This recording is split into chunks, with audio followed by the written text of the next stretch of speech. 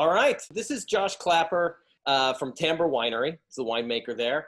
And me and Josh go back a little bit.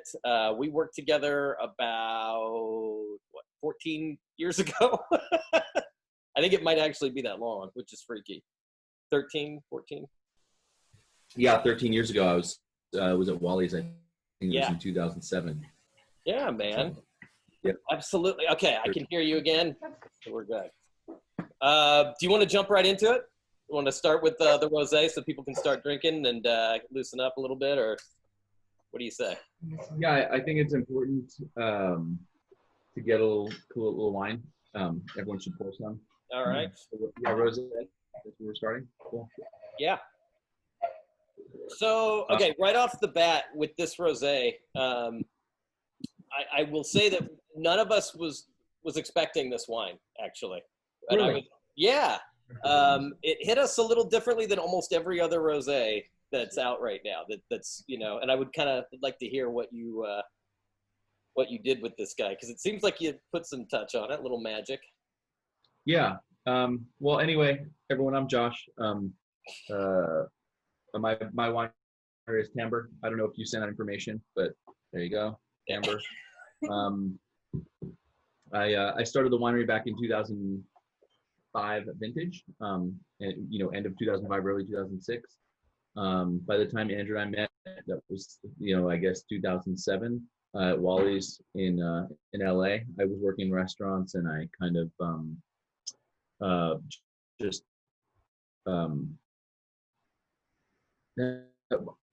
was ready to kind of do something, full on flow there and career. But the reason for being at Wally's was I wanted to get experience in every aspect of the wine business. So, and after having done that, I confirmed that winemaking was for me. And so I've had many different mentors over the years. Started with Bob Lindquist and Jim Clendenin. Bob is from Coupé Winery, Jim Clendenin from Au Bon Climat. More recently, I've been working at a winery. In addition to making Timbre, I also make the wines for a winery called Brave and Maiden, which is in San Ynez. The consulting winemaker there is Paul Hobbs. So I've been working with Paul Hobbs since 2014. So that's had a lot of influence on my winemaking in the last 5-6 years. A lot of influence on how I think about wine philosophically. But probably my most recent mentor was a new hire. He was we lovingly call them harvest bitches in the industry. So a guy from the south of France. His name was Victor, or is Victor, and he is now the assistant winemaker at Brave and Maiden. And so this is a situation that the student kind of teaches the master, or the master becomes the student, I guess, something like that. Sure. Victor, when he sent in his resume, it had a lot of good stuff on it. And when I looked at it, I was like, oh, there's no way this guy's going to work for me for $15 an hour, shoveling crap. Essentially, that's what you do during harvest. You pump overs, punch downs, 12-hour days, 14-hour days, lifting heavy stuff. But then when I spoke to him, I quickly realized that pretty much 100% of the experience was making rosé.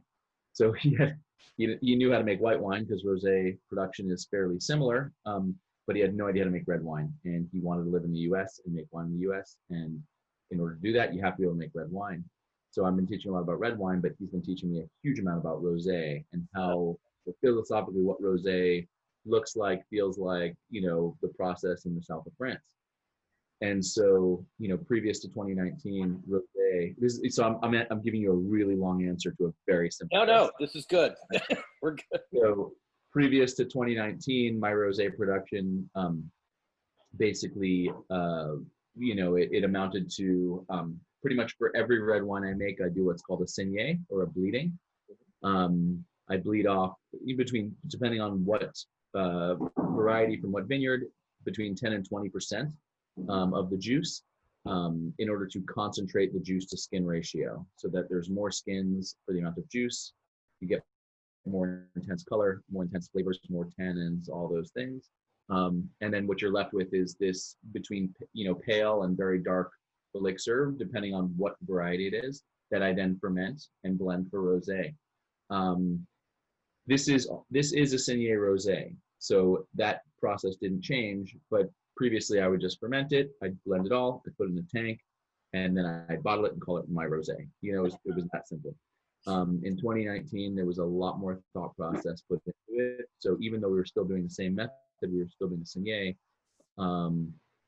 each lot was treated very specifically. So I started, you know, in listening to Victor, basically, I started doing much lower sulfur additions to the juice, the rosé juice, and basically a slightly actually longer skin content, which is interesting. This has more color than my 2018 rosé. And a few of the lots I intentionally left slightly off dry. So a lot of people don't know this, but your typical rosé from the south of France, where people think it's bone dry, is actually not bone dry at all. It usually has between 4 and 6 grams per liter of residual sugar. What that means, at about 5 grams per liter is where sugar becomes perceptible as sugar, but only if you're extremely sensitive to it. So I think most people really can't taste sugar until it's about 1% of the beverage, depending on the acidity. So this, I think, has like essentially 5 grams per liter, which is not really,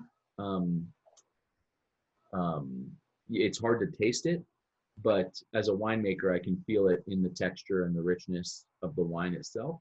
Right. So even though it's very vibrant acidity, it also has that little bit of richness and fruitiness, and that is basically an imperceptible amount, you know, just on the border of imperceptible amount of sugar. Interesting. Yeah. Additionally, there was a lot of work, like I said, keeping the freshness, so low SO2, but we did out of a lot of things like dry ice, keep CO2 blanketing that wine until the fermentation started. It started to produce CO2, something I typically don't do actually with whites. I allow them to oxidize, as you know, pre-fermentation. And I treated it as its own beverage as opposed to just making it like white wine or something like that. Right. And so ultimately, this was, you know, kind of made to be like, you know, what I, you know, all of this was done with blending. Like I, you know, some of the lots stayed a little sweet, and I just let them be that way, and then blended them back in the right amounts, you know. And then, you know, so that's how this wine came about. You know? That's cool. So like, this is not for like old ladies by the pool then. This is not that. Oh, no. I mean, unless they like really fancy rosé, you know. Right. And so if you were, but let's say you are one of those old ladies by the pool, and Right. You wanted to have something to eat with. Now, do you think too much about food while you're making wine, or are you mostly just sticking to nailing the wine? Are you just trying to? Do I think about food? Yeah. That was the other question. Sorry, I'm gonna up my speakers because the kids are getting ice out of the fridge, and it's like causing a racket. I think most of my thoughts around food when making wine was really like I really did that 15 years ago. You know, so when I first started making wine, I decided to go the route of, you know, making wines high acid, good tannin, balanced alcohols, because ultimately for me, wine should be served with food. That doesn't mean that every wine is like that. I do make some wines now. My 25-year-old self would think I was a sellout because I make some really rich, you know, like big, like, you know, crazy wines.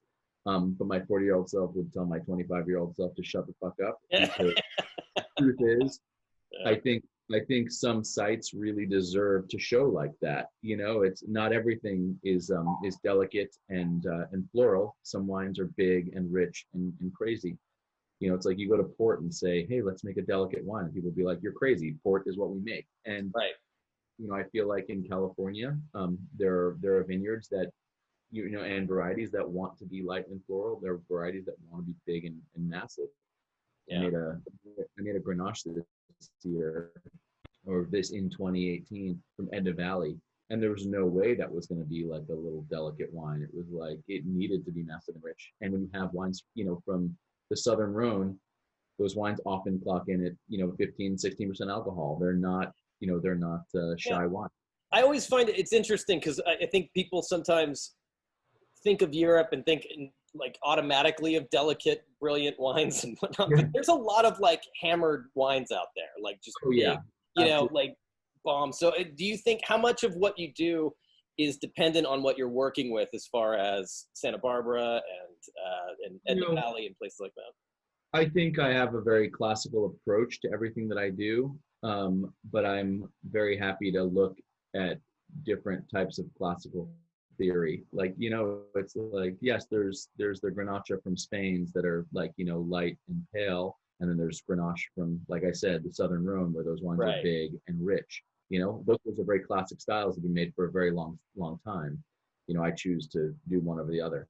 Yeah. Um, and so Sorry, did I answer the question? Yeah, you did, Jeff. You did good. Nice. But yeah, I mean, this is by far like just because it seems like as each year that goes by, I taste more and more rosé because there's more and more of it on the market. So this does stand out as being very distinct from those. At least to me, it did, and to the other Yeah. folks here. That certainly that viscosity of it, and Yeah. that I definitely see the roundness that you're talking about, but there is a delicate sort of nature to it as well. So. Oh yeah. I mean, ultimately, I think that's what's beautiful about rosé. This is white, essentially white wine made from red fruit, and so you have the citrus qualities and the delicateness, but there is a roundness. There is a kind of red floral elements, Yeah. and I never thought of rosé as its own category before. I thought of it as white wine that was pink. And when I say that to Victor, he's like I don't know if there's any French people on the call, but don't get defensive. But he lives and breathes and dies rosé. Like we work at this winery in San Ynez where we're making $80 to $100 red wines. And all he can talk about is $30 rosé. And I'm like, you got to get with the program, man. Stop talking about rosé. But it's like a Frenchman from Cognac. Like he's going to be like, no, the only beverage in the world is Cognac, and that's all that matters, And that's, but the truth is, he's taught me a huge amount about rosé, and hopefully, he's learning about red wine too if he wants to make any money in this country. So, Really quickly, since we have a couple of new people on here, I just want to restate that we're going to open up to questions. You can chat, you can type them in on chat, or you can just raise your hand. The only thing about raising your hand is I can't see all of you at once. So I think chatting them in is probably the best way to go. We'll see it when they raise their hand. Okay, so so someone is asking. Yep. Okay, Pinot yeah, Noir, Pinot Noir. Yep. Okay, so that question has been answered. All right. Well, do we want to finish this up and talk more about your journey through wine here? You went from sommelier at Sona at the time I met you. I remember that. Were you somewhere else before that? I worked in restaurants in total for 10 years. Sona was kind of the end of my restaurant career. Basically half of it, but the last half. I started working in restaurants in New York City. So after high school, I needed a job. So I actually worked at a restaurant called Jackson Hole I had a summer job there. It's the home of the 8-ounce burger. If you go to New York, when they open back up, go to Jackson Hole. It's a great burger. Jennifer Aniston worked at the location on Columbus Avenue where I worked before I was there. She wrote it. Oh, that's yeah, right. Yeah. And then I got fired for having terrible service. And then I started working at a friend's restaurant. It was a fine Italian restaurant, Coco Pazzo Restaurant Group. And then after that, I jumped to a restaurant called Café Boulou. And Café Boulou was the second restaurant for a famous chef, Daniel Boulou. He's probably got like 30 or 40 around the world now. But really amazing chef, Daniel Boulou. He has a restaurant, Danielle is the famous one. I ended up working with him for 3 years at different places. And that's where I really started to learn about wine. And I was 19 when I started there, and we had wine seminars every week. That's where I was actually introduced to Coupe. So Bob Linkus, who I first started working with, that's where I first tasted Coupe wines. And because I was 19, the only rule at the wine seminars was I had to drink everything. I was not allowed to spit. And so everything, I would go into service having had a couple glasses of wine, So, You know, uh, it's funny because I don't think I've ever talked to anybody that got into it before they were 21. And so I'm curious yeah, okay, so you're 19, 18 years old. I'm guessing you've already had a couple of glasses at this point. What was it? What yeah. bottle? What was there a bottle? Was there the bottle that got you into it, or was it a bunch of different bottles? So I had a lot of great wines, and I was like, wow, this is cool. I mean, most of what I loved about wine at that time was that I could sell someone a bottle of wine for hundreds of dollars, and I could double or triple their check average, which means I made a lot more money that night. And um, that was important to me at 19 when I started there. Um, but really, those wine seminars, I'd start tasting things, and you know, I'm one of those people that I remember what soil smelled like outside of my house when I was, 8 years old. Um, and I didn't really realize that I was sensitive to smells and tastes really until I started working in restaurants. I grew up as a, not super religious, but in a Jewish family where we had a kosher home, and so I was a very picky eater as a kid. I didn't have a very wide range of food, but I did like to eat. And then working in restaurants, my eyes were open to like the world of like everything, in first in fine Italian and then fine French, and I just fell in love with food and then ultimately wine. But the wine that really solidified for me that wine was where it was at was New Year's Eve, or just before it was around Christmas, 1999, and there was a guy. I'm actually going to put his name in the chat because everyone can look him up later. It's pretty funny. Like, let me see. Boom. Michael. All right. So everyone look up Michael Fangella after we get off. Don't do it now because it's a rabbit hole. Michael Fangella was a guy who used to come to a restaurant every 2 weeks and spend insane amounts of money.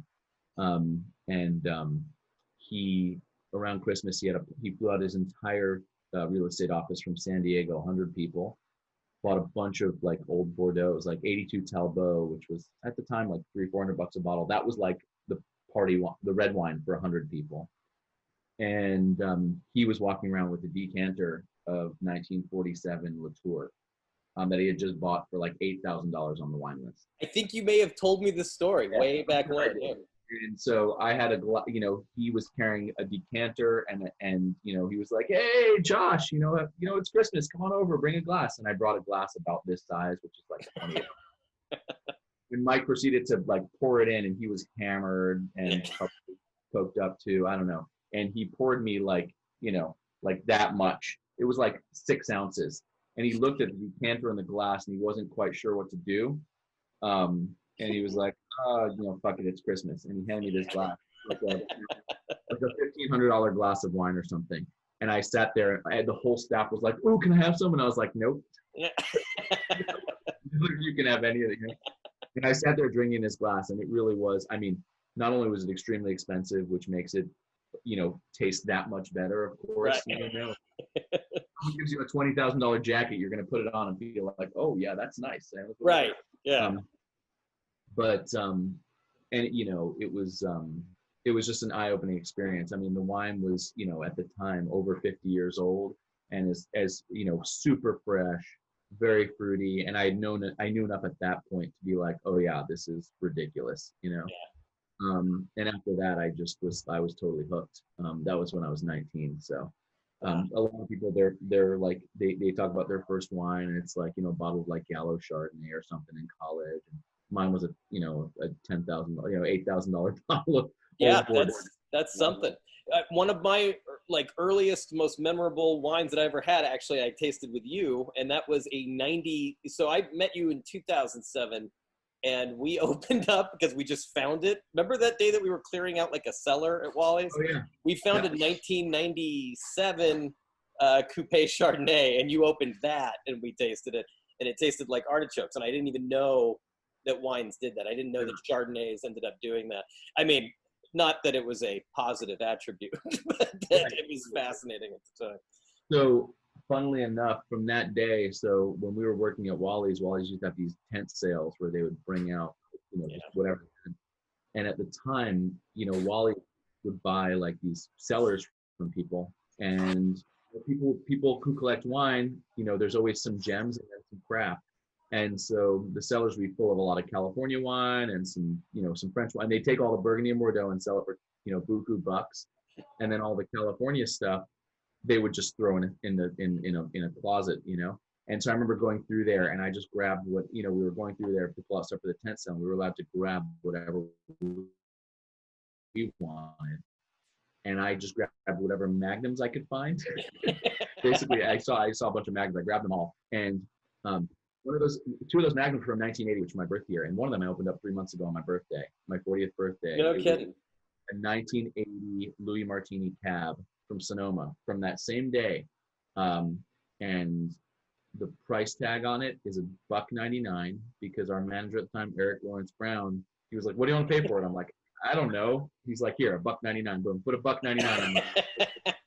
So I had this 40-year-old Magnum from an awesome producer that I bought for $1.99, and it was like just the most unbelievable bottle on my birthday. And the 3 Magnums I bought that day were all just genius. I had them over the years. I probably still have bottles from that, but yeah.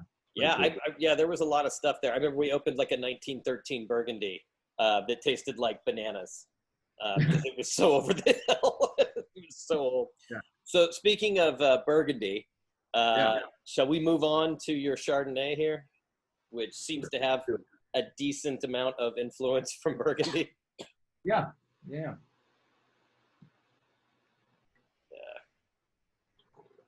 So opening act, and by the way, we haven't gotten to that yet. Do you mind explaining timbre and why the musical theme? So when Andrew and I first met, I had a brand called La Fenetre. La Fenetre means the window in French, and the kind of origin of that name was that Claudia Ladybird Johnson said art is the window to man's soul. I just felt like wines were an expression of a winemaker, and hence the window to their soul. But I thought window would be a crappy name for a winery, so I called it La Fenetre, which is the French name. Fast forward 6-7 years, and I think I was making like 2,000 cases of wine, and I realized that nobody was going to buy a wine called La Fenetre outside of like fine restaurants in LA, New York, San Francisco, and I kind of wanted to expand a little bit more than that. And so I thought about doing a rebrand. It took about 2 years, but I rebranded as Timbre. And the story is a similar story as, the wine being a window to the winemaker's soul.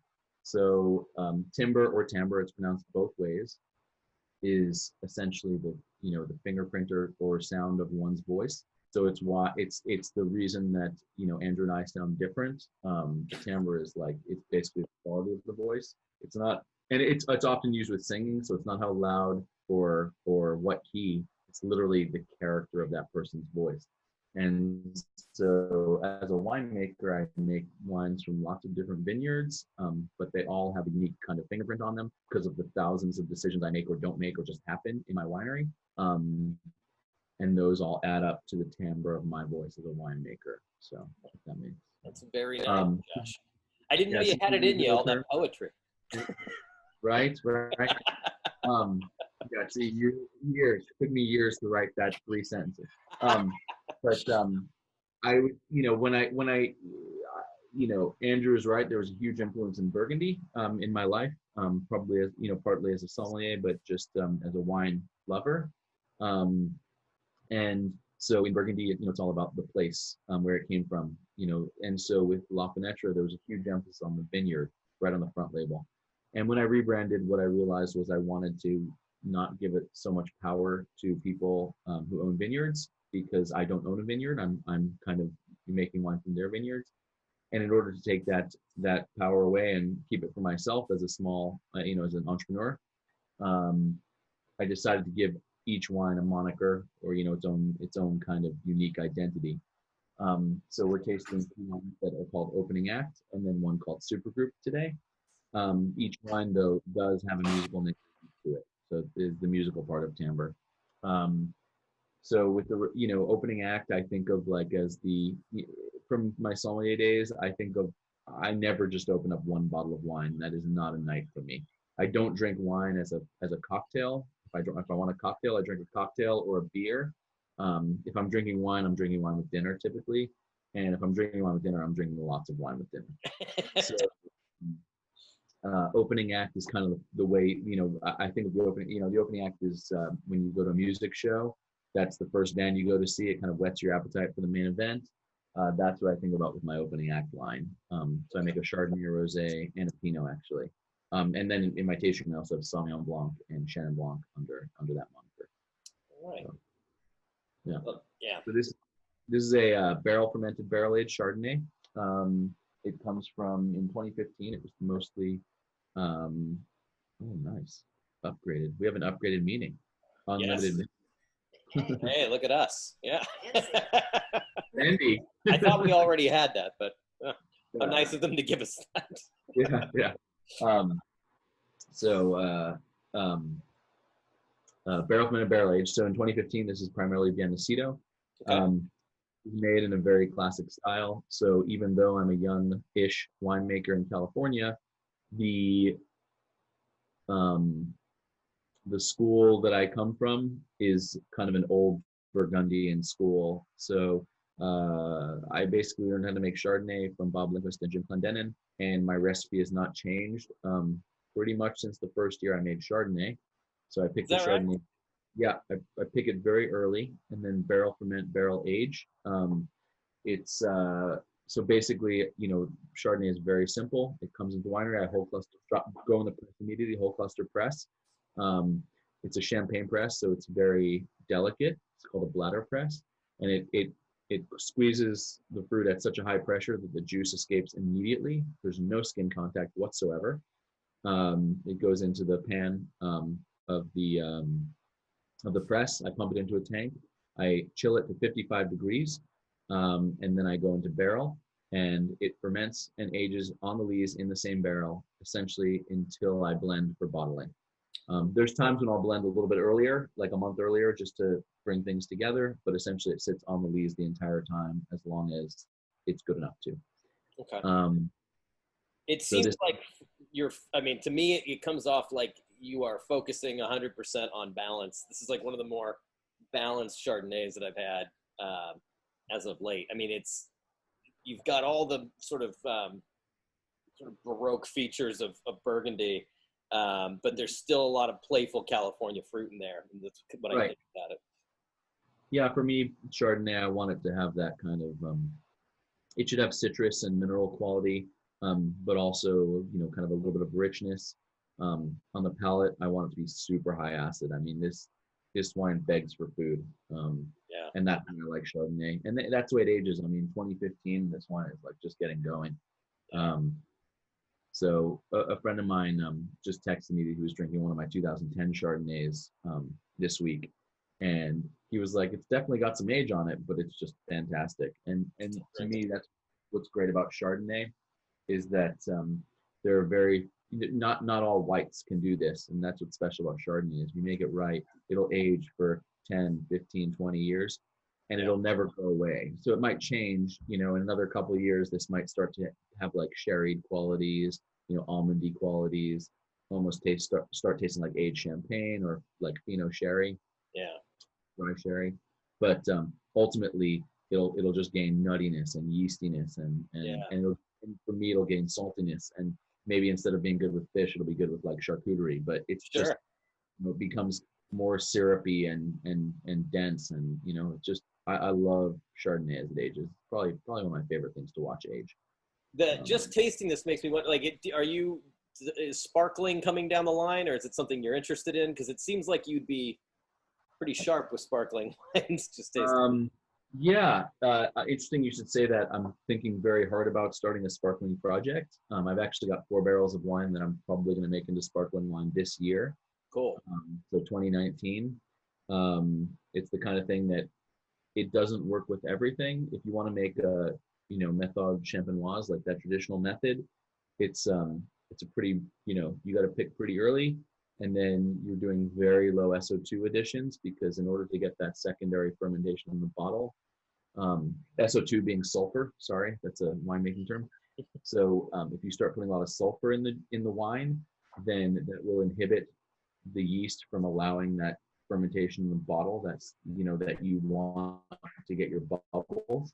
And so I just tasted yesterday, actually, the 4 barrels from 2019 that I pegged for sparkling, and they were fantastic. They taste so good. And so I'm actually strongly considering it. I was actually considering doing like a major project this year, but I think, an investment of $50,000 during COVID is probably a bad idea. So doing a major sparkling project is not going to happen. But no, you don't want to take any like crazy risks right now. No, no, I don't think so. But there might be like a 50 and 50, like 50 cases of Chardonnay and 50 cases of rosé sparkling coming down the pipe in 2-3 years. Who knows? Very cool, man. Yeah. All right. So yeah, I am. I'm sort of in love with the Chardonnay, to be honest with you. I think this is one of the best. I've had La Fenetra in the past, but I mean, to me, this one this stands out a little. Oops, sorry, hold on a second. Our internet's going. Okay, go. Right here? Yep. Let's see. Sorry, guys. There. Click there. Okay. I'm still here, I think. Everybody can hear me, I think. Okay. Josh, can you hear me? Yep, I can hear you. Okay, great. All right. I'm going to ask you a question that I wrote down. Let's see what I got here. Here's a bad one. Here's like a corny question. Do you want it? What do you say? 8 inches. What?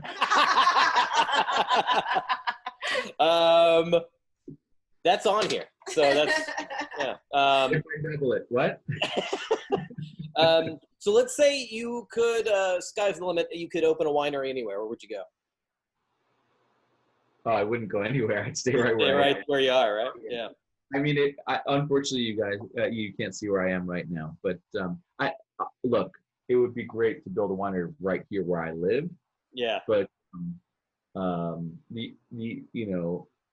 live in a town called Arroyo Grande. So I don't know if anyone's been here, but Tally is the local winery that is a couple miles from here. And in December, right before COVID, I bought a janky ass old house on 2.5 acres. And I say janky because last night I was watching TV and I watched a leak form in my ceiling because my wife was sharing. It wasn't even my kids like flooding the ground. It was just like, basic. So that's kind of a pain in the butt. But when I look out the window, I can see, for miles around. I live on the top of a little hill in a valley, and Nice. I couldn't imagine being anywhere else. And I've been to a lot of places. I mean, look, if there was like, if I could magically create like Mammoth right next to the ocean, then sure, maybe I would make wine there. Yeah. But barring that, the Central Coast of California, I have not been to somewhere that I would prefer to live. Yeah. So yeah. And then tell us a little bit about choosing grapes, if you don't mind. Is it like buying cocaine from drug lords, or is it like is it more of a relaxed thing? Cocaine is something I never bought from a drug lord. So No, right. No. But I would say that buying grapes is I'd say it's a little bit like buying a car. So you've got all different. Honestly, at this point, most of the grapes I buy are from people that I've been working with for years and years. So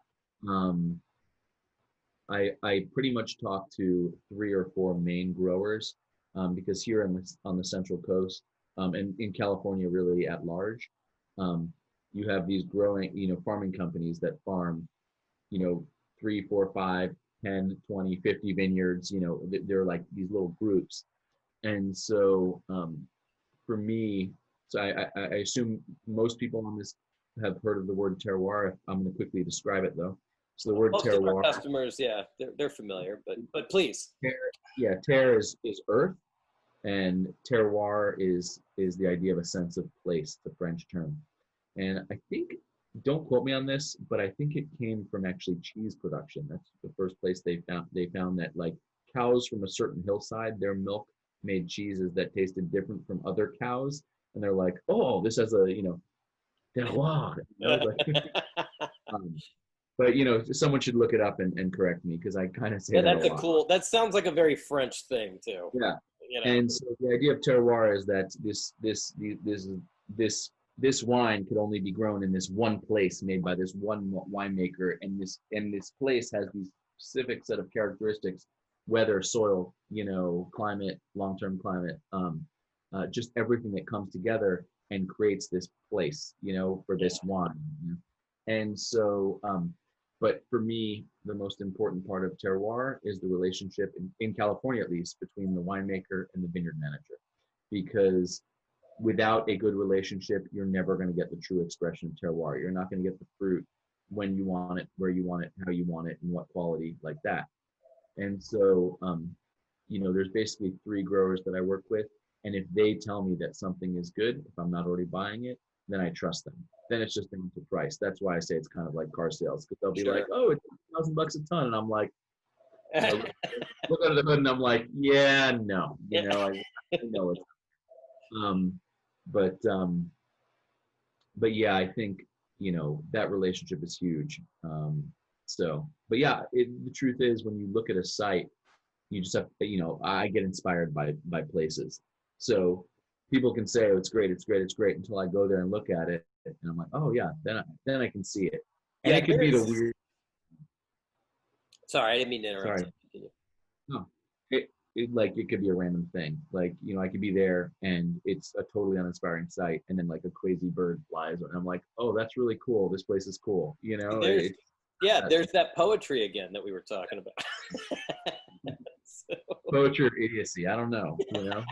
But no, I know what you're talking about. I mean, like winemaking is a weird mix of like these of technical, like really complicated technical aspects, and then also an art form essentially. So I get it. You go, especially in California, where the views and the things associated with going wine tasting are already, just from a tourist perspective, pretty beautiful. As somebody going there to go buy grapes, I'm sure it's pretty stunning to go and look at a place and know that that's going to go in a bottle. I mean, I spend like 0.5% of my year in vineyards, and it's the best. It's absolutely by far the best time. Like, during harvest, people, like I'll get up at like 5 a.m. for weeks and weeks on end. Yeah. Well, and people are like, "That must suck," and I'm like, "No, it's by far the best time of day." I mean, you get to a vineyard before the sun comes up and watch the sunrise in some of these picturesque places. I mean, people don't put vineyards in ugly places. It's crazy. But like almost better than like going to a vineyard harvest is having a new car at a vineyard during harvest, because then you're looking at your new car in the vineyard at the sunrise, and you're like, "Man, this is an ad for a car." I've had a new car harvest a couple times in the last 15 years. It's fun. So. All right, I think we're gonna move over to this big boy here. This Super Pinot Noir. Yeah. So before we taste this, tell me about your favorite super group of all time. Wow. That's a messed up question, I know, but yeah, no, it's okay. I think the Monkeys is my favorite super group. Kind of my OG super group that I watched on TV when I was 6. So it's not like Chickenfoot or any of those other terrible 80s bands that got together. I like Velvet Revolver. I think. Yeah, so do I. It's a good one. But no, I think there's so many great songs from supergroups. I find that supergroups rarely have like a string of hits though. That's true. It's a very good point. You don't usually hear more than one Velvet Revolver song. I think there is just one, right? Like, I don't, yeah. But like the Traveling Wilburys, there's this one song that always comes on, and it's a good song, but it's like you get Roy Orbison and Tom Petty and whoever else in a room together, and they just probably don't get along very well. Probably not. Too many egos, right? So, all right. So I mean, tell us about this. This is something else here. We had it open for some time, but so Supergroup was actually the first wine that we actually named and labeled with the new Timbre brand when we started it. And a supergroup is a band that's made up of people that were famous from other bands. And so this is made from distinct vineyards that I felt would kind of play well together. And so for many years, it was a Santa Maria Valley appellated wine, so all from Santa Maria Valley vineyards. 15 is that. It's Pianecido and Presqu'île. So Pianecido is that kind of northern. It's a south-facing bench on the north side of Santa Maria. And then Presqu'île is on the southern bench of the Santa Maria Valley, in the hills there, facing north. Pianecido has a little bit of kind of like different, there's some limestone, some shale, some different stuff in the vineyard. The Presqu'île plot is all sand, and two kind of unique expressions of Santa Maria, but they come together, and some of the individual vineyard kind of specifics kind of get washed away, and what you're left with is just real Santa Maria Valley character. And that's what I loved about this wine, is it really just speaks of Santa Maria Valley. Yeah, I mean, and 15 was such a great vintage. It was such a small, limited vintage. And so I had people that were clamoring for half bottles that want, specifically in New York City. And so we bottled basically the entire vintage in half bottles, and then they didn't buy any of them. So I've got a rip load of half bottles of this wine, and it's fantastic. I mean, we sell them all the time in the tasting room. People love them. It's like 2 glasses of wine, 2 big glasses of wine. But really, it's showing great in half bottle, right? Beautiful. So when I first got into the business and I met you, Sideways had just come out, and Sideways, and so Merlot was out and Pinot is in, and Right. Pinot has stayed in, and Merlot has kind of stayed out. I think it's starting to kind of get its steam back. But what do you make of the place that Pinot Noir has in the wine industry today, as far as people got into it not knowing much about it other than a character in a movie like Right. the wine? So how do you think it's matured culturally since I first met you? I don't know if Pinot Noir has actually matured culturally. I feel like it's been a lot more widely, and so it's probably suffering from the same thing that Merlot suffered from when Sideways came out, in that it's grown in a lot of really terrible spots. Pinot Noir, like Merlot, actually has a very narrow range of climatic, kind of situation that it actually likes to grow in to make the best wines. And so, there's no question, if you poll like 100 sommeliers, well, I wouldn't poll 100 sommeliers today because I just don't trust them. I used to be one, but I think if you polled them, what's the greatest red wine on the planet? Well, at least 10 years ago, you would have, 99 would have said, Pinot Noir, and maybe a couple would have said, Cabernet or something. But Pinot Noir was widely considered to be the best kind of, the best relayer of terroir. I don't know what's the word I'm looking for. Like, it really shows where it comes from. Don't put me on the spot. I don't know that word. Yeah. Conduit. There we go. Yeah. So that's what I love about Pinot Noir. It really tastes like the places from which it is grown. And I think that's what people like about it, is that if you're Pinot Noir from Burgundy or Pinot Noir from the US or a Pinot Noir from New Zealand, it's going to taste like that. And you kind of know what you're going to get. A lot of people are making unbalanced Pinot Noir, wines that are either sweet, crazy rich, or on the opposite, like crazy light. I think both of those are a problem. I think Pinot Noir is great when it's right in the middle, and it has good richness and good balance, and also complex flavors, aromas like that. What I think is hilarious, actually, about the whole, you brought up the Merlot versus Pinot Noir, is that when Merlot is good, it's remarkably similar to Pinot Noir. And so, the kind of Pinot Noir that people are drinking today, which is rich and delicious and fruity, is exactly what you get in the Merlot. Right.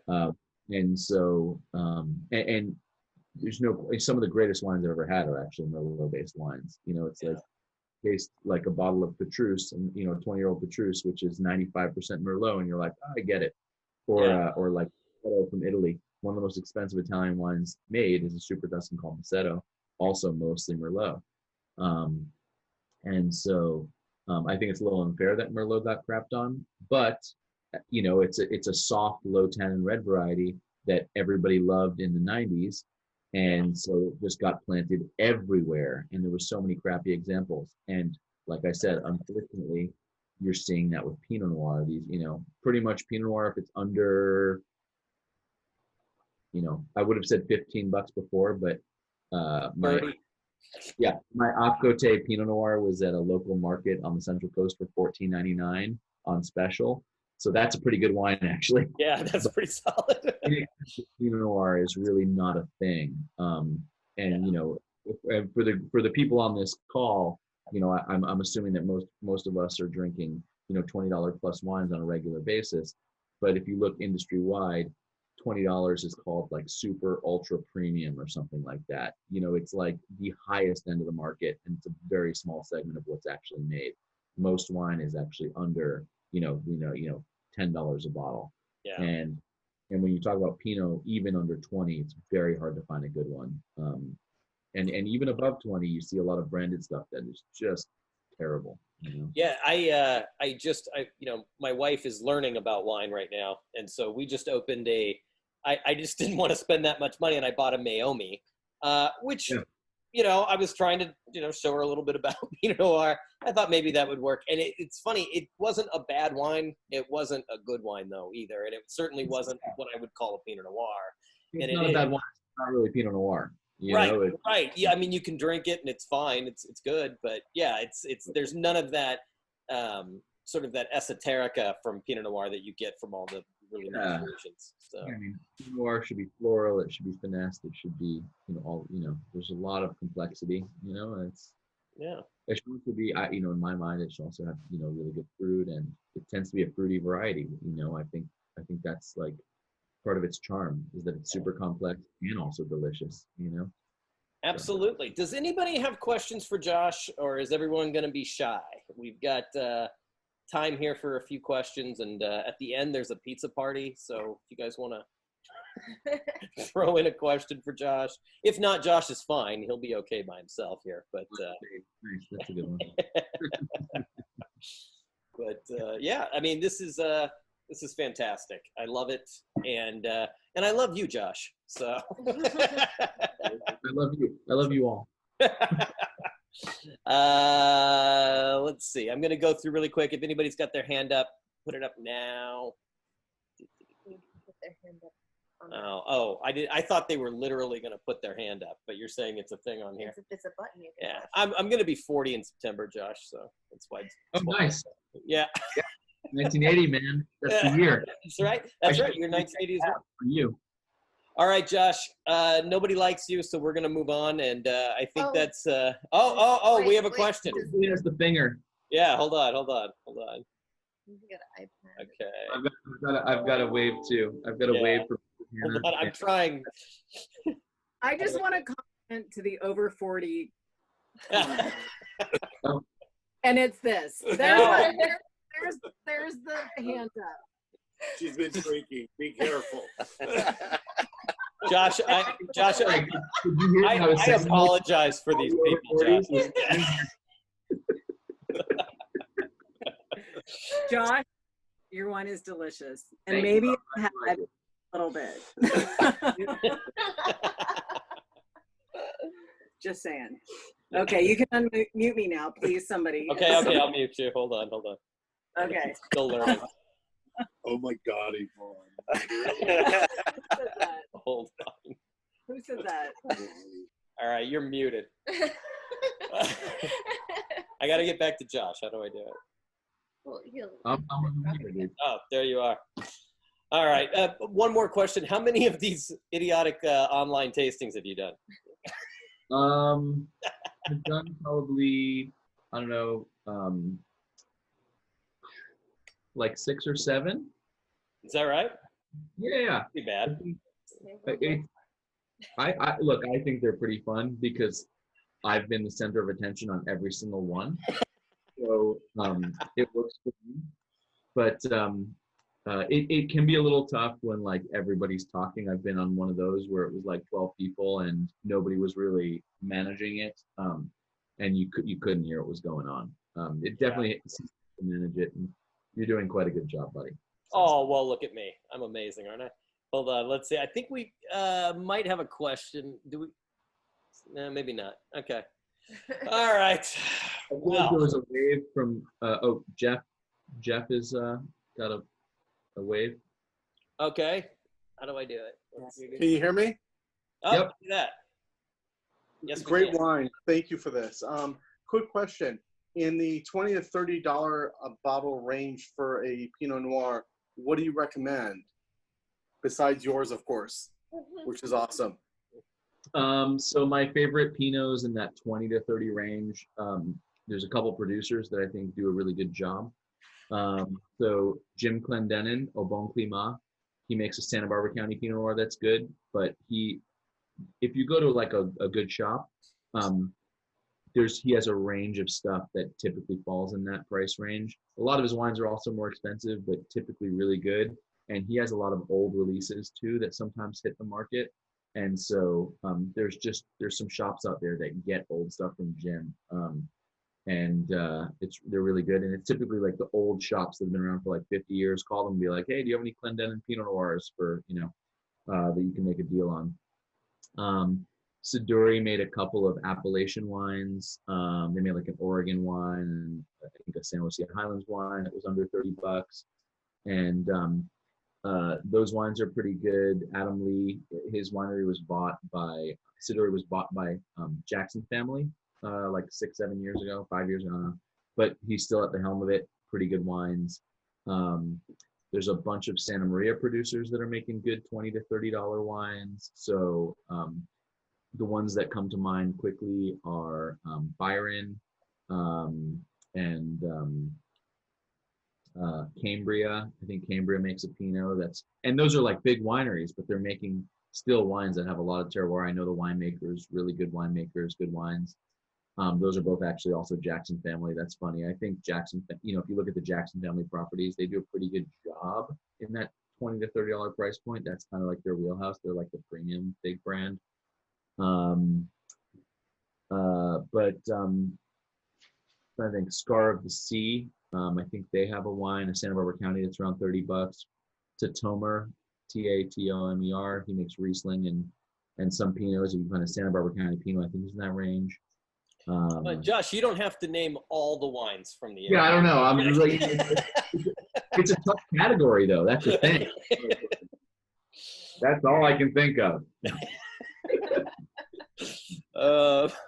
Any other questions for Josh before he goes? Let's see. No questions. All right. Well, Josh, you've got, what, you said 6 kids running around the house or 6 people? Oh, yeah. All right. Well, is there anything going on with you that you want to share with people? For instance, do you have any, when we're all, oh, I'm sorry. We have a question. And Gary Jones. Gary. I've got to unmute Gary. Hold on. Do I do this? Can we get a millennial to handle this? Yeah, my wife is a millennial, so hold on. I am not a millennial. Yeah. I know.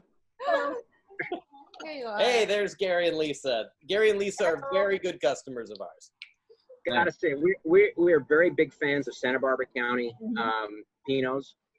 Rick Longoria is one of our absolute favorite winemakers with all of his different Pinots. Biennacido, we've had various Biennacido Pinots, but this is the first time we've ever had anything with the Presquile fruit. Yeah. And this is really outstanding. Yeah. How much of the Presquile fruit is in this? Okay, give me 1 second. I will look. Josh is reading the bottle to find out. Actually, I will tell you. Give me 1 second. I'm going to go to my website. My guess, because it's different every year, is probably about 50-50. Okay. So it's actually it's not an easy word. So it's actually pronounced Presquile. Presquile, yeah. K-E-E-L. They actually, on their T-shirts at the winery, it says Press Keel, and I'm like, oh, they're so cheesy, man. But it's and what Press Keel means, it means almost an island. It's like a little island, and the family who owns that winery, very, very wealthy family. It's the Murphy family, and if you go to the south, every Walmart in the south has a gas station, and it's it's Murphy Oil gas station. That's the Murphys of Presqu'île. They had a little place in somewhere in the Gulf, and during Katrina, it got demolished. It was their like summer home, and it was called Presqu'île. And so they kind of bought this property in Santa Maria, and they named the property Presqu'île, kind of as an homage to their old family property. It's the kind of thing that rich people do. You know, one day I hope to be able to do something like this. You know, oh yes, I named that after my childhood, you know, home that had a name, you know, and so actually I do name my cars. This is a funny story. So if you come to the tasting room and mention that my car is named Carvid 19, because I got it in 19, I'll give you 10% off a bottle of wine. Anyway, so Presqu'île, absolutely amazing property. So the Murphy family, you know, they definitely have done the property right in planting and maintaining an amazing vineyard. Very sandy soil, so very fruity wines. But if you taste the wines they make from them, they're very different than this. So their wines tend to be super lean, very early picked. They do a high percentage of whole cluster and almost no new French oak. And so the wines are, you know, in my mind, they tend to be a little hard. It's not how I would make wines, but I'm pretty good friends with the winemaker, and I think that, you know, he definitely has a style. And so, and they have a huge following. So I highly encourage you, if you like to taste really stylized wines, that's definitely a winery to visit next time you're up here. Right. When we can, right? When we can travel again.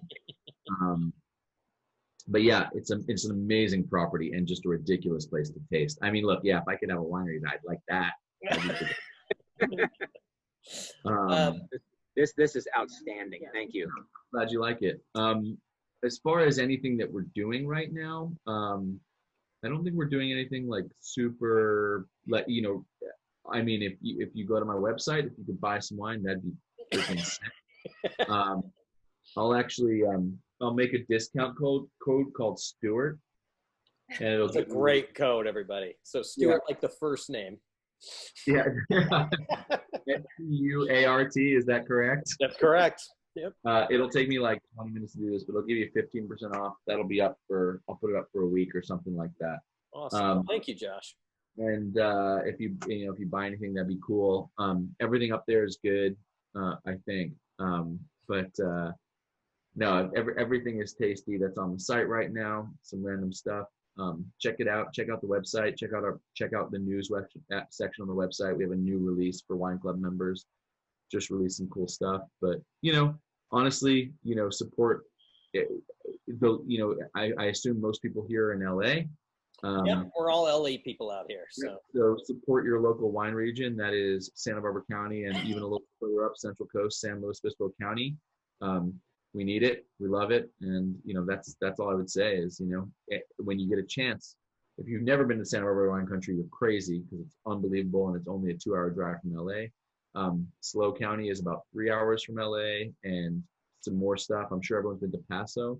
Instead of taking the 5 up, take the 101 and look at the ocean and pass through all those little wine regions. And our tasting room is about a mile off, not even a mile. It's a few hundred yards off the freeway on the 101 in Arroyo Grande. So love to have you. We are open outside for tastings and for bottle purchases and stuff like that. And there's some local hotels that are open. So book a room, come up in the summer. It's beautiful up here. So. All right, Josh, thank you so much. I will be going up there this summer without a doubt, and I'll bring the wife along. You probably won't like her, but that's cool. Also, so I just want to point out to Jeff really quickly that Lonnie, one of our sommeliers here, had the answer for your question here, the Walt and Siduri. And Siduri, I think you mentioned, right, Josh? Yep. Yeah, so we've got these here, and they are both under 30? Yes, correct. So, Josh, thank you so much for coming and doing this with us. Seriously, it means a lot to me, and it's always good to see you, man. Yeah, my pleasure. Good to see you. Thank you, everybody. All right. Thanks, guys.